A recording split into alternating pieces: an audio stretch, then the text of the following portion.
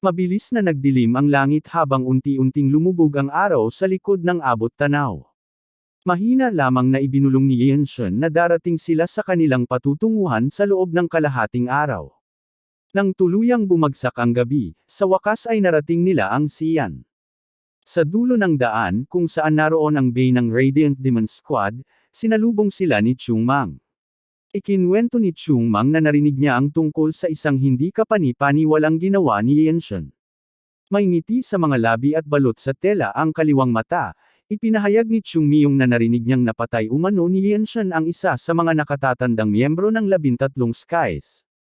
Dagdag pa ni Chung Miyong kahit siya ay hindi kailanman nagawa ang ganoong bagay. Bagamat tila pabiro at magaan ang tono ng kanyang pananalita, nanatiling maliwanag at mainit ang kanyang ekspresyon sa mga nakababatang kasamahan. Napatigil si Yenshen at tila naguluhan sa casual na pakikitungo ng kanyang senior, habang si Wonchang ay halos mabitawan ang kanyang panga sa pagkagulat. Kahit magulo ang ayos ni Chung Miyong, hindi pa rin may kakaila ang taglay nitong kakisigan. Isa siyang senior na kinikilala ni Yenshen, bagamat may halong inis. Ang akala ni Yenshen ay sila lamang ni Wong ang magdadala ng alalahanin sa Radiant Demon Wing. Ngunit sa kabila nito, patuloy pa rin sa pagngiti si Chung Miyong. Habang tahimik na pinagmamasdan ni Yenshen ang kanyang senior, ikinwento naman ni Wong na totoo pala ang mga bali-balitang kanilang narinig sa kanilang pagbabalik. Lumapit si Muryo kay Yenshen, at sinipat ang kanyang buong katawan bago mahigpit na hinawakan ang kanyang mga balikat. Sinabi ni Muryo na kung problema si Chung, masasabing kasing pabigla rin si Yenshen, ang tinaguriang lightning genius. Ipinaliwanag niyang hindi biro ang humarap sa isang elder ng Tyrant Sword Sect, at maswerte na lamang na walang mas malalang nangyari. Matapos ang paunang pagkabigla, nagtanong si Yenshen kung ano na ang mga kaganapan, at binanggit din ang hindi nila makitang pinuno ng kanilang unit. Ipinabatid ni Muryo na sumama si Mijin sa Sword Saint at mga martial masters ng Mount Hua Sect sa isang habulan. Ayon sa kanya, nagpakita na ang Blood Flame Cult ang nasa likod ng lahat ng kaguluhan. Bagamat hindi pa nila alam ang pakay ng Blood Flame Cult ukol sa Plum Blossom Peel, inaasahan nilang darating ang suporta mula sa Desolate Fortress. Matapos talakayin ang mga kagyat na usapin, tinanong ni Yenshen kung paano nawala ni Chung ang kanyang mata. Napabuntong hininga si Muryo at inamin na plano sana niyang harapin mismo ang Thieving Ghost, ngunit hindi siya nabigyan ng pagkakataon. Isinalaysay niyang ginamit ng Thieving Ghost ang isang lumilipad na pampasabog, isang lihim na sandata ng Tang Clan, habang nakikipaglaban siya sa 3 Bloodmaster Swordsman. Aniya, kahit maaaring iwasan ni Chung Mang ang atake, pinili nitong harangin ito gamit ang kanyang espada dahil may mga bahay ng sibilyan sa likuran niya. Napakamot na lamang sa ulo si Chung habang tinitingnan siya ni Muryo at ng dalawa niyang junior. Ipinaliwanag ni Chung Miyong ang pangalan ng sandata, Flying Strike Bomb, at ikinwento rin na naputol niya ang kaliwang kamay ng Thieving Ghost sa parehong sagupaan. Doon na raw lumipad ang pampasabog sa loob ng papel na dingding ng tinutuluyan nilang bahay panuluyan.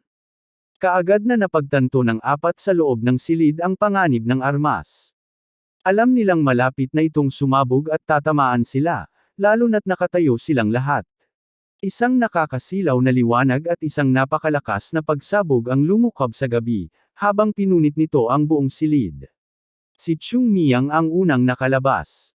Sa kabutihang palad, lahat sila ay mga martial masters mula sa Desolate Fortress at nakaligtas na walang pinsala. Mabilis na tumulong si Chung kay Wong at inilabas ito sa silid bago niya ito iniwan sa ligtas na lugar. Sinabi niya na hindi nagtatagumpay ang plano ng kanilang squad leader sa paghuli sa Thieving Ghost. Agad din namang umakto si Muryo at inilapit ang kamay sa hawakan ng kanyang espada, habang si Yenshen ay lumuhad sa tabi niya. Pinagmasdan ni Yenshen ang direksyon ng pinanggalingan ng enerhiya. Napansin niyang hindi iisang pinagmumula ng malalakas na bagzo ng enerhiya na palm unit sa hangin. Maya-maya pa, mula sa likuran ng mga kalaban, lumitaw ang isang lalaking nasa katanghaliang gulang, may maliit na pangangatawan, at walang kaliwang braso. Dali-daling inisip ni Yenshen na ito ang Thieving Ghost. Wala siyang inaksayang sandali at agad na tumayo. Nilapitan ang lalaki na tila pagkakataong hasain ang sarili sa pakikipaglaban. Habang papalapit, humingi siya ng tulong sa iba pang kasapi ng Radiant Demon upang harapin ang natitirang mga kalaban. Ipinahayag niyang siya na ang bahala sa lalaking nasa harapan nila. Nabigla si Chung Mang sa revelasyong ito, ang taong kumitil sa isa niyang mata ay ngayon ay kakalabanin ni Yenshen. Ngunit hindi na siya hinintay ni Yenshen. Patuloy lang ito sa paglalakad hanggang sa ilang hakbang na lang ang pagitan sa kanya at sa thieving ghost. Nakahawak na ang kanyang kamay sa hawakan ng Desolate Sword.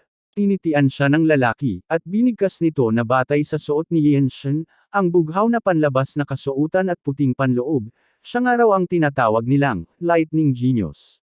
Hindi sumagot si Yenshen. Sa halip, dahan-dahan niyang hinugot ang kanyang espada bilang paghahanda. Ramdam niya ang matinding pagnanasang pumatay mula sa thieving ghost, na para bang ang tanging layunin nito ay patayin ng mga martial master mula sa Desolate Fortress. Lalo pa siyang pinukaw ng lalaki, na nagsabing marahil ay lumaki ang ulo ni Yenshen sa pagtawag sa kanya bilang, Lightning Genius, dahilan upang maglakas loob itong humarap mag-isa. Nagpatuloy sa pangungutya ang thieving ghost. Aniya, hindi ba alam ni Yenshen na siya mismo ang kumuha sa mata ng Azurite Sword Demon? Sa kabila ng parami ng paraming nakakakilala sa kanya, nanatiling kalmado si Yenshen. Tinugon lamang niya ito ng tanong kung ano ang nagdala sa kanya roon, kasunod ng pagbanggit na nainom na niya ang Plum Blossom Peel. Itaas ng thieving ghost ang kanyang braso at tahasang inihayag na dumating siya upang kunin ang lahat. Mula sa kanyang kamay ay sumangga ang enerhiya, at sinabing nais niyang kunin ang ulo ng taong hindi maaaring ituring ni Yenshen na, Senior Brother, ang Azurite Sword Demon, sapagkat walang formal na hirarkiya sa loob ng Desolate Fortress. Ganito niya ipinahayag ang kanyang balak. Nananatiling matatag, tinanong ni Yenshen kung bakit niya hahamunin ang galit ng Mount Hua Sword Saint at ng leader ng Radiant Demon Squad para lang sa isang makasariling layunin. Ibinaba ng thieving ghost ang kanyang kaliwang balikat, balot pa rin ng benda ang braso nito, ngunit tagos na ang sariwang dugo. Bilang isang martial artist na nagpakadalubhasa sa sining ng pagnanakaw, ang kanyang braso ay kasing halaga ng kanyang mga kakayahan. Sinabi niyang malinaw na hindi pa lubusang nauunawaan ni Yenshen ang kahalagahan ng kamay ng isang martial artist. Nanatiling matalim ang titig ni Yenshen habang dahan-daang lumapit ang thieving ghost. Muli itong nagsalita, ngayon ay may bahid ng pangmamaliit. Inamin nitong kaya niya pinaunlakan si Yenshen ay dahil sa potensyal nito, pero sa huli, hindi raw ito nalalayo sa iba, pawang mga hanggal. Sa kabila ng panlalait, pinanatili ni Yenshen ang focus. Inilapat niya ang buong atensyon sa Zhong Dynamic Technique na kanyang naipamalas na, pinadaloy ang kanyang enerhiya sa kanyang espada habang inaawit ang estilo ng Radiant Wing Sword. Ang kanyang tunay na enerhiya ay damaloy mula sa palad patungo sa talim, na para bang ang araw mismo ay dumudugo sa hangin. Walang alinlangan siyang umatake pataas gamit ang Desolate Sword. Sinundan ng mapusyaw na liwanag ang direksyon ng kanyang espada. Gayunman, tunay na mailap ang galaw ng thieving ghost tugma sa kanyang bansag. Lumihis ang atake, sa unang pagkakataon simula nang malikha ang teknikong iyon ni Yenshen.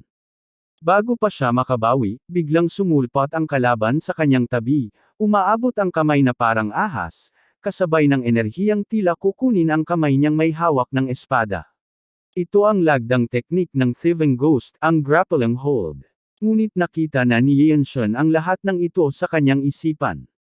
Alam niya na ang layunin ng teknikong iyon ay pailalim na sakupin ang braso ng kalaban at iwan itong walang pananggalang. Habang sinusuri ang bawat galaw ng kalaban, nakabuo na siya ng perpektong depensa. Isang buhawi ng hangin ang pumulibot sa kanyang katawan, at ang puwersa ng kanyang paggalaw ay pamunit sa paligid, nagbibigay proteksyon sa anumang atake mula sa likuran. Pinagsama ang Eternal Blossom Feast sa mga aral ni Chung Miyong, kaya't higit pang tumibay ang kanyang depensa. Napakunot ang noo ng thieving ghost habang umatras, ngunit si Yenshen ay tila lumulutang paatras na parang dahon sa hangin. Nang magsalpukan ang kanilang enerhiya, marahan siyang lumapag sa lupa. Nabigla ang thieving ghost at napabulong na ang teknikong ginamit ni Yenshen ay tila kahawig ng galaw ng mga elf. Ngunit agad din itong itinama ang sarili, sabay sabing hindi ito eksaktong kapareho. Aniya, ito ay isang uri ng martial art na hindi kayang sundan ng karaniwang tao. Mukhang kahawig lamang ng galaw ng iba, ngunit sa katotohanan ay bago itong uri ng sining pandigma. Sumagot si Yenshen ng may tonong inis, sinabing masyado ng madaldal ang kalaban. Subalit tuloy lang sa panunukso ang Thieving Ghost. Tinawag siya nitong anak ng angkan ng Jong at sinabing inilibing niya raw ang mga mahal niya sa likod ng bundok. Tahimik lang na nakinig si Yenshen habang tinatanong ng Thieving Ghost kung naisip ba niya kung ano na ang nangyari sa lupang iyon. Ipinahayag ng kalaban na labis na kinagalit ng Blood Flame Sect ang naging hakbang ni Yenshen. Kaya't paano raw nito naisip na hindi nila gagalawin ang kanyang pinanggalingan. Isinalaysay nito na hinukay na nila ang bundok at sinunog ang lahat ng bangkay. Muling gumuhit sa isipan ni Yenshen ang isang biglaang pag-unawa. Ang Blood Flame Sect ay kilala sa kanilang mabagsik na tugon sa mga potensyal na banta. Hindi lang sila nagpapadala ng mga assassin, hinahalukay rin nila ang nakaraan ng mga kalaban. Napagtanto ni Yenshen na natuklasan na nila ang kanyang pinagmulan. Galing siya sa pamilyang Jong, na nilipol sa Shiny County. Habang bumabalik ang mga alaala, hinigpitan ni Yenshen ang pagkakahawak sa kanyang espada. Naalala niya ang taga-silbi na tumatawag sa kanya tuwing almusal, ang kanyang panganay na kapatid at asawa nitong naglalakad sa bakuran, at ang kanyang ama, na dati tinitingnan niya lamang bilang kasama ng kanyang ina. Hanggang sa huli, bago bawian ng buhay, tinanggap siya nito bilang kanyang ikatlong anak. Sa kabila ng lahat ng panunukso, nanatiling hindi natinag si Yenshen. Muling pinataas ang kanyang tunay na enerhiya. Sa pagpapatakbo ng fate-defying scripture, muling nag-iba-iba ang tindi ng mga alon ng enerhiya. Umisi ang Thieving Ghost at muling ng asar, sinabing kailan may hindi siya mapapatay ng isang gaya ni Yenshen. Ipinangako nitong ililibing si Yenshen sa tabi ng ulo ng Azurite Sword Demon. Ngunit hindi natinag si Yenshen. Lalong tumolim ang kanyang pandama habang hinaharap ang labang literal na buhay o kamatayan. Sa kanyang isipan, inalala niya kung kailan ba talaga nadarama ng isang martial artist ang tunay na pagkasindip. Una, kapag ang kanilang sect master, senior, o junior brother ay nasawi. Ikalawa, kapag sila mismo ay hindi na makapagsanay ng martial arts. Ngunit ano nga ba ang katumbas na dagok para sa isang martial artist na nahuhumaling sa kanyang sining? Habang muling sumusugod ang Thieving Ghost gamit ang martial technique nito, nagpapatuloy sa paglalakbay ang isipan ni Yenshen. Alam niyang hindi sapat ang simpleng pagputol sa mga braso't binti ng kalaban upang ito'y mapigilan. Muling bumungad ang pambihirang galaw ng katawan ng Maltong magnanakaw. Sa kanyang kamay na sinasabing kayang nakawin ang lahat sa mundo, pinakawalan nito ang mataas na antas ng sining ng pagdakma. Ibinaba ni Yenshen ang kanyang espada. Bawat kilos ng Maltong magnanakaw ay mistulang naukit sa kanyang isipan.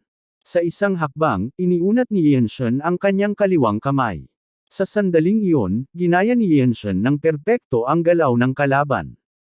Ang anino ng kanyang kamay ay lumikha ng kakaibang anyo sa hangin.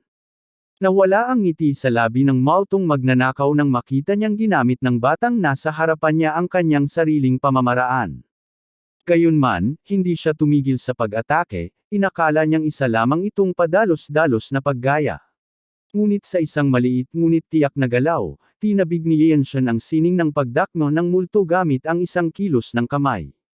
Malinaw na ang galaw ni Yenshen ay lumampas sa karaniwang sining ng pakikipaglaban. Isa itong galaw mula sa mas mataas na antas. Napuno ng galit ang mga mata ng Maltong magnanakaw habang pasigon niyang ipinahayag ang kanyang puot sa pagiging mapangahas ni Yenshen sa paggamit ng sarili niyang pamamaraan laban sa kanya. Naglaban ang kanilang mga kamay gamit ang kani-kanilang teknik. Lumutang ang likas na talento ni Yenshen, isang talento na tila pagkakamali ng kalangitan sa pagbigay sa kanya. Sa ilang saglit lamang, naunawaan at ginamit niya laban sa multo ang sining ng kalaban. Bagamat nahuli siya sa simula, si Yenshen ang unang nagtapos ng galaw. Sa eksaktong paggalaw, nahawakan niya ang palso ng Maltong magnanakaw. Kasabay nito, lumitaw ang pambihirang lakas mula sa teknik ng angkan ng Jong. Ang kanyang matinding paghawak ay lubusang pumihil sa galaw ng kalaban.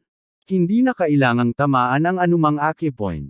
Bumagsak ang malamig na pawis sa mukha ng multo habang pabulong niyang tinanong sa sarili kung paano nalaman ni Yenshen ang kanyang pamamaraan. Hindi siya makaisip ng paraan para makaligtas. Mahirap paniwalaan na ilang sandali lamang ang nakalipas ay kampante pa siya.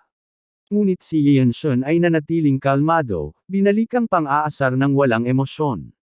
Sinabi niyang mas maganda ang pagkakagawa ng teknik kung siya ang gumamit, at ang sining ng multo ay hindi naman ganoon kataas ang antas. Halos mawala ng kulay ang mukha ng multong magnanakaw sa takot, tila namatay ang kanyang ekspresyon sa kilabot. At paano nga ba hindi? Nasaksihan niyang agaran at epektibong nakuha ng kanyang kalaban ang sining na itinuturing niyang natatangi at ginawang mas mahusay. Tinitigan ni Yenshen ang kalaban ng walang emosyon, ninanamnam ang sandaling lumubog sa kawalan ng pag-asa ang isipan ng multo. Kahit na si Yenshen ay itinuturing pangbaguhan sa mas malawak na mundong martial, batid niyang ito ang paraan upang itulak sa bangin ang kawalan ng mga martial artist ng daang demonyo. Para sa mga martial artist, ang kanilang sining ay buhay na binuo sa maraming taon ng pag-aaral at sakripisyo.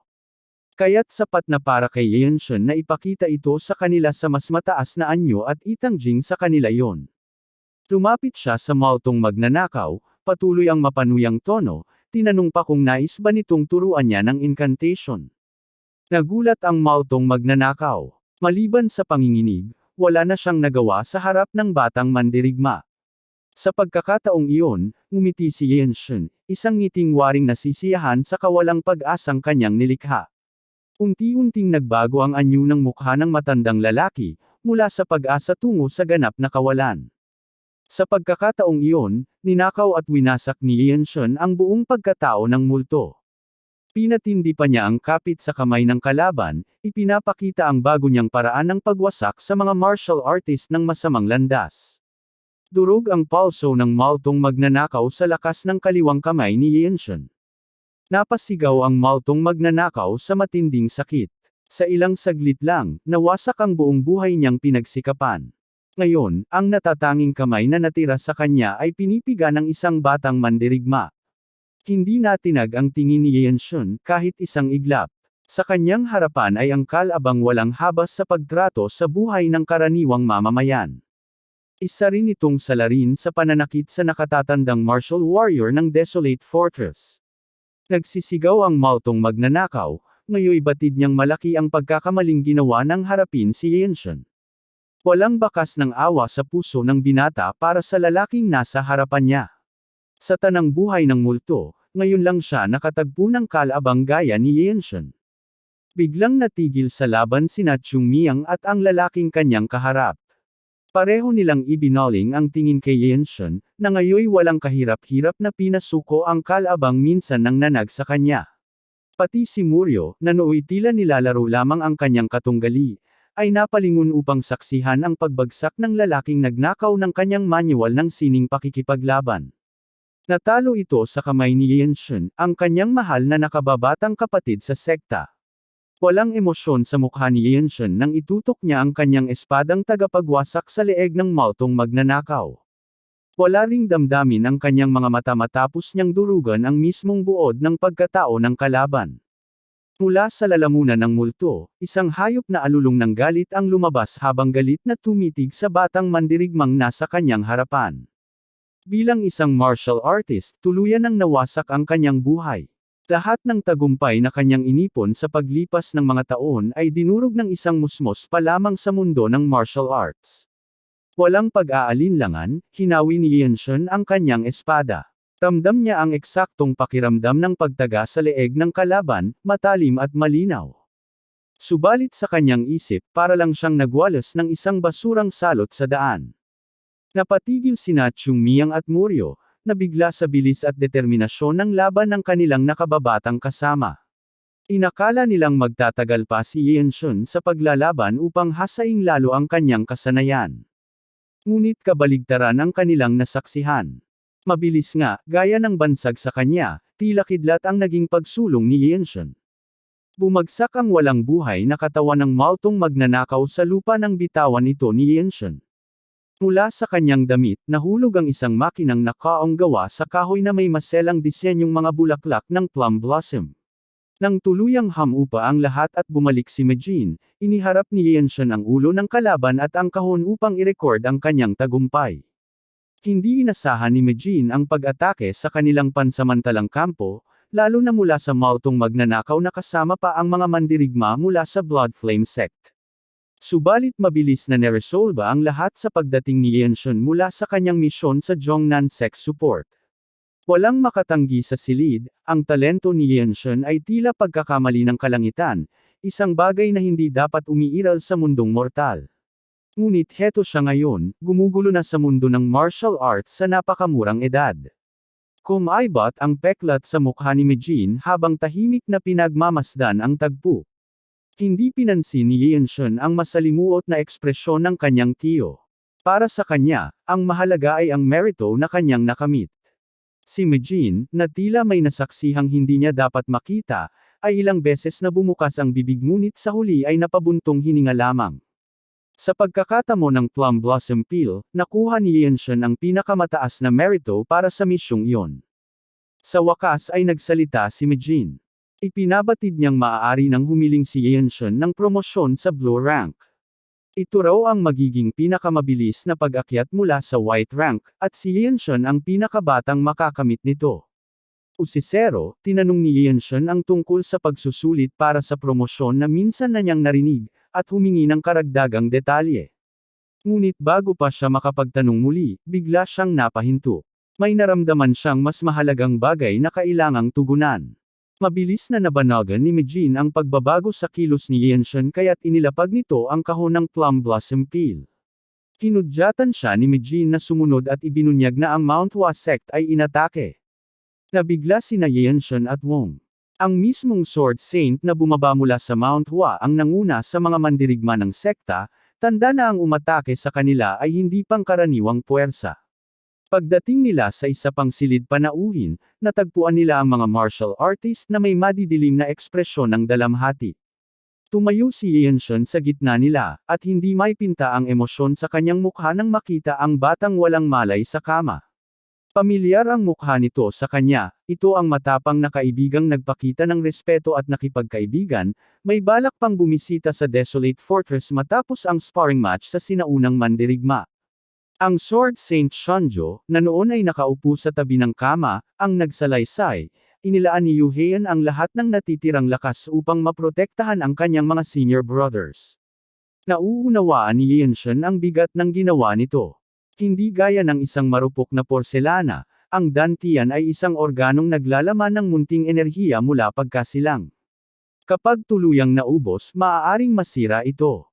Tinatawag ng ilan ang munting enerhiyang iyon na primordial true energy. Naalala ni Yanshan ang mga salitang nagsasabing ang kalidad nito ay kapareho ng internal energy, maaaring gamitin o ipunan. Maingat niyang tinanong kung maaaring mapalitan muli ang naubos na internal energy. Pinagtibay ni Chunjo ang tanong ni Yanshan, ipinaliwanag niyang may mga disipulo ring nagpakita ng katulad na sintomas na kalaunay nakaahon at muling nakapaglingkod. Iminungkahi ni Yanshan na marahil ay maaari rin itong gawin para kay Yuheian, dahil posibleng kapareho rin ito ang kalidad ng enerhiya. Ngunit ibinunyag ni Chunjo na kakaiba ang kaso ni Yuheian. Bilang disipulo ng lider ng sekta, natutunan nito ang Purple Mist Divine Technique, isang natatanging sining na may kakaibang pamamaraan ng pagsasanay sa internal energy. Iminungkahi ni Yanshan na gamitin ang Plum Blossom Peel. Ipinaliwanag ni Chunjo na bagamat maaaring magsilbing pamalit ito sa Purple Mist Divine Technique, kailangan pa rin ng isang dalubhasang martial master upang saluhin at ilipat ang enerhiya sa halip ng walang malay na pasyente. Ngunit mas mahalaga, isiniwalat ni Chunjo na may nalalabing isang oras na lamang si Yuheian upang mabuhay. Hindi sapat ang oras na yun upang maayos na masipsip ang enerhiya ng Plum Blossom Peel. Matalim ang tono ng kanyang boses habang sinasabi ito, hindi nagbago ang ekspresyon kahit pa inihanda na ang mahiwagang gamot. Sa sandaling iyon, sumingit si Majin sa pag-uusap, nagpadala ng mensahe gamit ang voice transmission technique. Namutla si Chunjo sa gulat habang lumilingon kay Majin. Ang mungkahi na ang batang mandirigmang nasa kanilang harapan ang siyang makakaganap ng napakahirap na tungkulin ay hindi maabot ng kanyang pag-unawa. Napansin ni Yanshan ang lihim na palitan ng mensahe. Sina Chanju at Mejin, kapwa may black rank sa martial hierarchy, ay nag-usap sa katahimikan sa pamamagitan ng espesyal na teknik. Matapos marinig ang sinabi ni Mejin, biglang nagbago ang ekspresyon ni Chanju, puno ito ng pagtataka. Bagamat tila hindi siya makapaniwala, alam niyang hindi siya kailanman pagsisinungalingan ni Mejin sa ganitong bagay. Tumayo si Chanjo, hindi inilahad ang kabuuan ng kanilang pinag-usapan, at iniabot kay Yanshan ang kaong naglalaman ng plum blossom peel. Tinanong ni Yanshan kung tunay bang naniniwala si Chanjo na kaya niya ito. Sumagot si Mejin at pinatotohanan ito, hinihimok si Yanshan na inumin agad ang gamot at simulan ang proseso. Sinabi rin niyang maisusulat ito bilang tagumpay ni Yanshan. Hindi na nagtanong pa si Yanshan.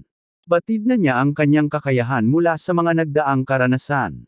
Naalala niya ang sandali nang hinarap niya ang isang mandirigma ng Asher Sky Squad. Nasaksihan ni Mejin kung paanong nasipsip ni Yanshan ang supply peel ng Desolate Fortress sa hindi kapani-paniwalang bilis, bago pa man maabot ni Mejin ang Lifegate Acupoint sa kanyang baywang upang tulungan siya. Ang pinuno ng Radiant Demon Wing na kapantay ng Sword Saint sa ranggo, ay may malalim na tiwala kay Chanju, tila matalik na magkaibigan. Sa mga sandaling iyon, si Yanshan lamang ang may kakayahang tunawin ang napakalakas na enerhiya ng Plum Blossom Peel at agad itong ilipat kay Yu Heian. Wala nang pag-aalinlangan, siniguro ni Yanshan na siya'y handa. Inilagay nila si Yu Heian sa lotus position, nakatalikod ang mukha, at sa pahintulot ni Chanjo, kinuha ni Yanshan ang puting-puting gamot at nilunok ito. Kasabay ng pagkalat ng mabangong halimuyak ng plum blossom peel, naramdaman ni Yanshan na natunaw ito sa mismong sandaling pumasok sa kanyang katawan. Isang maikling kaisipan ang dumaan sa kanyang isip ngunit agad ding naglaho. Agad niyang pinaikot ang kanyang true energy mula sa Stonegate Acupoint kung saan matatagpuan ang kanyang middle dantian. Para sa isang tulad niyang hindi nag-aral ng Purple Mist Divine Technique, karaniwang inaabot ng isang buong taon ang tuluyang pagsipsip ng enerhiya ng Plum Blossom Peel, kung hindi siya magkulong sa matagalang closed-door training. Sa ganitong lagay, ang enerhiya ay tila banyaga lamang sa kanyang katawan. Marahil ito rin ang dahilan kung bakit hindi agad inangkin ng maltong magnanakaw ang gamot. Sa oras na ginugol niya sa pagsipsip ng enerhiya, mas mainam pa sanang naghasa siya ng sariling kakayahan. Ngunit sa halip, naisip niyang gamitin ang dambuhalang enerhiya upang papasan ang pagbubukas ng kanyang middle dantian. Isang bihirang pagkakataon ito. Sa pamamagitan ng pagdiin ng enerhiya sa kanyang gitnang dantian, nonti-unting napuwersa ni Yanshan na lubusang buksan ito. Sapat ang lakas mula sa Plum Blossom Peel upang mabawasan ang panahon ng kanyang sariling pagsasanay. Habang umiikot ang true energy ng Zhong Dynamic Technique sa Major Heavenly Circuit, naramdaman ni Yanshan na parang naging malagkit ang enerhiya ng gamot habang dumadaloy sa kanyang middle dantian. Naalala niya ang sinabi noon ni Muryo, ito marahil ang tinutukoy nito. Napamulagat si Chanju sa kanyang nasaksihan. Tunay ngang natunaw at nailagak ni Yanshan sa kanyang katawan ang napakalaking enerhiya ng gamot. Sa sandaling na siguro niyang sapat na ang naipon niyang lakas, iniunat ni Yanshan ang kanyang kamay at marahang ipinatong ito sa likuran ni Yu Heian. Walang imak, sinimulan niyang ilipat ang enerhiya mula sa kanyang katawan patungo sa pasyente. Habang pinalalakas niya ang daloy ng enerhiya, kinausap niya si Yu Heian. Pinayuhan niya itong ituon ang isip at gamitin ang Purple Mist Divine Technique upang masipsip ang bawat hibla ng ibinibigay niyang enerhiya. Ito ang tinatawag na cross-body power transfer, isang teknik kung saan maaaring ilipat ng isang tao ang enerhiya sa iba. Para sa karaniwang mandirigma, ito'y sobrang mapanakit sa katawan at labis na nakakapagod. Ngunit si Yanshan ay naiiba. Nagawa pa niyang magsalita habang ginagawa ito, isang bagay na bihirang-bihira sa mundo ng martial arts. Sa harap ng mga disipleng mula sa Mount Hua Sect, ang kanilang mga mata ay punong-puno ng pagkamangha. Hindi kailanman nag-alinlangan ang paglipat ng enerhiya ni Yanshan kahit isang saglit. Ang hindi matitinag na konsistensyang ito ay likas sa Zhong Dynamic Technique, isang paraan ng pagpipino ng panloob na enerhiya sa pamamagitan ng pagdaloy nito sa buong katawan. Taglay ni Yanshan ang likas na kakayahan sa pagkontrol ng enerhiya, kaya't matapos niyang makinabang dito, naging maayos at tuloy-tuloy ang kanyang paglipat, walang nasayang ni kaunting enerhiya. Matapos ang proseso, inalis ni Yanshan ang kanyang palad. Hindi man lang siya mukhang napagod sa kanyang ginawa. Sa wakas, dahan-daang dumilat ang nanlalalim na mga mata ni Yu Hian. Tumayo si Yanshan habang lumapit si Qianzhou upang alamin ang kalagayan ni Yu Hian. Nang tanungin ito, tiniyak ni Yu Hian na siya'y mulat at nasa maayos na ulirat. Hinawakan ni Qianzhou ang pulso nito, at bahagyang napabuka ang kanyang mga mata sa pagkabigla. Napakatindi ng tibok ng pulso, tila ba kayang punatin ang balat. Lalo pang lumalim ang kanyang pagkagulat nang mapagtanto niyang ganap na natunaw ni Yanshan ang enerhiya mula sa plum blossom pills at naipasa ito kay Yu Hian nang walang kahit anong kabawasan. Bilang isang dalubhasang mandirigma tulad ng Sword Saint ng Mount Hua, agad niyang kinilala ang pambihirang tagumpay na yon. Natahimik si Qianzhou. Ilang saglit siyang nanatiling walang imak, huminga ng malalim ng ilang ulit bago tuluyang nagbitaw ng tinig. Hindi pa rin kapanipaniwala para sa kanya na naipasa ni Yanshan ang ganoong kalakas na enerhiya nang hindi nag-iwan ni Katie Ting para sa sarili. Sa puspos ng paghanga, ipinaabot ni Qianzhou ang kanyang papuri, sinabing tunay na dakila ang ginawa ni Yanshan. Tumingin lamang si Yanshan sa kanya, tila ipinaabot na para sa kanya, ito'y isang bagay na may kinalaman sa tiwala. Ang emosyon sa mukha ni Qianzhou ay lantad at hindi madaling mapawi. Habang sinimulan ni Yu Hian ang pagpapadaloy muli ng kanyang panloob na enerhiya, unti-unting bumuti ang kanyang anyo. Tinitigan niya si Yanshan na may parehong paghanga. Muli, nagsalita si Qianzhou, ngayon ay hindi na niya itinago ang kanyang paghanga. Sinabi niyang iniligtas ni Yanshan ang kinabukasan ng Mount Hua. Sa ipinamalas ni Yanshan na kabayanihan, nararapat lamang siyang bigyan ng karampatang pagkilala. Laking gulat ng mga disipulo ng Mount Hua sa paraan ng pagtrato ng kanilang Sword Saint kay Yanshan. Samantala, dama ni Mijin ang tahimik na pagmamalaki sa kanyang pamangkin. Ngunit para kay Yanshan, ang formal at mataas na pagtingin ng Sword Saint ay may halong pagkailang. Noon lamang naging Divine Sword Corps Commander si Yanshan, kung kailan siya inatas ang ipasa ang labis na enerhiya nang hindi man lang niya ito lubusang nasisipsip. Ipinagpatuloy ni Qianzhou ang kanyang sinasabi, na hindi siya nag-aalok ng material na gantimpala kundi taos-pusong pasasalamat. Binanggit niyang sinabi ni Yu Hian na balak nitong bumisita sa Desolate Fortress, at may ipabibigay siya rito na dadalhin ng binata. Tugon naman ni Yanshan ang paggalang sa pamamagitan ng pagkayam ng mga kamao at pagyuko. Nang wala nang dapat talakayin pa, humarap si Yanshan kay Mijin at tinanong kung tapos na ba ang kanilang misyon. Napabuntong hininga si Mijin, tila iniisip ang lahat ng nagawa ng binatang ito sa harap niya, nakalilito at kahanga-hanga. Sa pagtiyak, buong lakas na sinagot ni Mijin ang tanong ni Yanshan, tapos na ang lahat. Ang bawat tagumpay ay naangkin na ng binata. Para kay Mijin, ang lahat ng ginawa ni Yanshan ay parang simpleng paglalagay ng chopsticks sa ibabaw ng isang mangkok ng kanin, natural, tahimik, ngunit puno ng bigat.